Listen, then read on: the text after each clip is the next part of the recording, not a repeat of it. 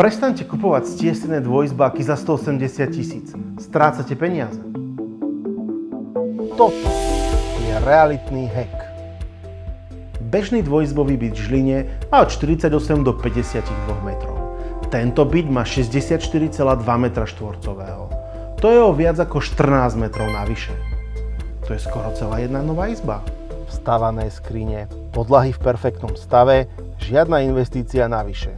18-ročná nadstavba, medená elektroinštalácia, žiadne hliníkové prekvapenia ako v starých panelákoch. Prečo by ste mali platiť rovnakú cenu ako za králikáreň, keď tu sa môžete tak dobre nadýchnuť?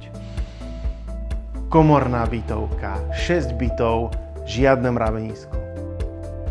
Bytov v tejto kategórii, tak tých je minimum.